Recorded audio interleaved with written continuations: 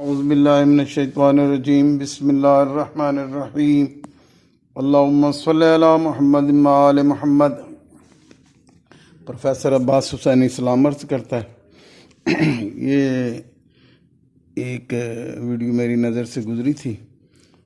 یہ قبلہ ہمارے ایک عالم امین شہیدی صاحب، انہوں نے فرمایا تھا کہ نبی پاک کی ایک حدیث ہے جس میں آپ نے 5 طریقے تکبر ختم کرنے کے بتائے ہیں۔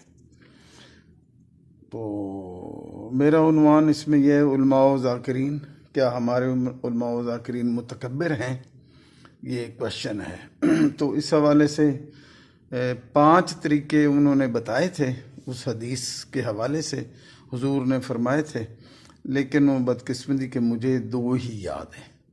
تو وہ میں اس حوالے سے آپ سے بھی شیئر کر لیتا ہوں کہ وہ طریقے انہوں نے، حضور اکرم نے صلی اللہ علیہ وسلم نے کیا بتائے تھے، کہ جو کہ قبلہ نے بتایا ہے۔ اب میں تو عالم ہوں نہیں، ہم تو علماء کو ہی سنتے ہیں اور وہیں سے ہی کچھ استفادہ حاصل کرتے ہیں۔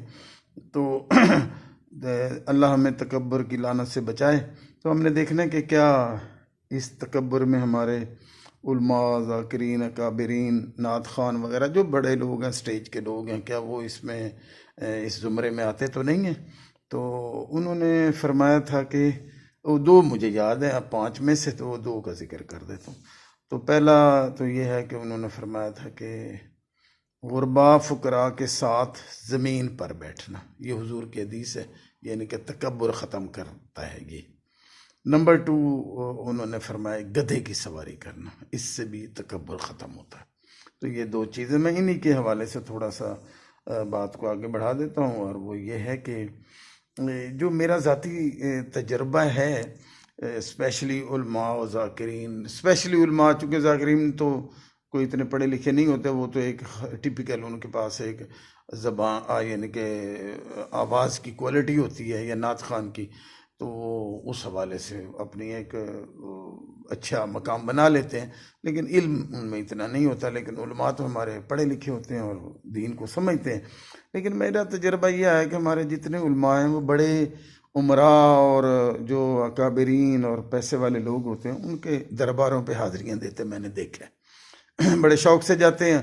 اور اگر ان میں سے کوئی عمراء میں سے ان کے طرف آنا چاہے یا آ جائے، تو ان کی میں نے بڑی ان کی آہ بھگت، آگے پیچھے پھرتے اور ان کی چاپلوسی کرتے دیکھا ہے، جو کہ میرا خیال ہے ٹھیک نہیں ہے، کیونکہ ہمارے علماء تو ہمیں بتاتے ہیں کہ یہ چند روزہ زندگی ہے، اس کا تو کوئی صرف لہو و لہو ہے، اس میں کوئی خاص چیز نہیں، اصل چیز آخرت ہے۔ اور اگلی بات یہ ہے کہ دوسری بات کہ میں نے علماء میں دیکھا کہ وہ تو غریب کو تو قریب بھی نہیں آنے دیتے۔ وہ غریب کے پاس بیٹھنا تو دور کی بات ہے، ہمارے علماء تو غریب کو اپنے پاس نہیں آنے دیتے، وہ ڈرتے ہیں کہیں اس کی غربت ہمیں نہ لگ جائے۔ تو وہ تو میرے تو تجربات میں یہ ہے، تو کیا سمجھا جائے پھر اپنے علماء کے حوالے سے۔ اور اگلی بات یہ ہے کہ گدھے کی سواری، حضور نے فرما دیا کہ گدھے پہ سوار ہونے سے تکبر ختم۔ قبلہ نے تھوڑی سی اس میں ڈنڈی ماری ہے اور کہہ رہے ہیں کہ جی ہلکی سواری، یعنی کہ مثلا سائیکل۔ بھئی قبلہ کوئی گدھے دنیا میں مار تو نہیں گئے، گدھے ہیں، آپ سواری کے لیے تیار ہوں، میں آپ کو ارینج کر دیتا ہوں گدھا، تو اور حلال کی کمائی سے گدھا ارینج کر دوں گا، آپ بیٹھنے کے لیے کر۔ لیکن مجھے یقین ہے ہمارے کوئی عالم وہ بھلے میڈیا کے شہنشاہ نقوی صاحب ہوں یا شیخ محسن صاحب ہوں، شفا نجوی صاحب ہوں، امین شہیدی صاحب ہوں، حافظ ریاض صاحب ہوں، جواد نقوی صاحب، اور جتنے علی رضا صاحب ہوں، جتنے بھی بڑے ہیں جو بھی اس وقت پاپولر ہیں، وہ زہر کا پیالہ تو پی سکتے ہیں لیکن گدھے پہ سواری نہیں کر سکتے۔ یہ میں آپ کو ڈیڈ شور کہتا ہوں، یقیناً ایسا نہیں کریں گے، وہ گدھے پہ نہیں بیٹھیں گے۔ لیکن میں نے یہ بھی پڑھا کہ حضرت موسیٰ علیہ السلام کا بھی گدھا ہی تھا، یہ قرآن پاک میں ہے۔ تو کہنے کا مطلب یہ ہے کہ آپ وہ باتیں کیوں کرتے جو آپ خود نہیں کرتے، تو کیا میں سمجھوں۔ تو دوسری بات یہ ہے کہ میں نے یہ دیکھا کہ ہمارے علماء لینڈ کروزر بھلے حرام کی ہو، دیکھیں 4-5 کروڑ 8 کروڑ کی ایک چیز ہے، تو اس میں چلو میں یہ نہیں کہتا حرام کی ہے، لیکن اشتباہ تو ہو سکتا ہے نا۔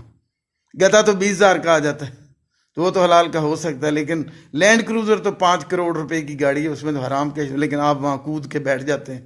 اور یقینی بات ہے جب لینڈ کروزر پہ بیٹھیں گے تو تکبر کے بھی چانسز بڑھ جائیں گے.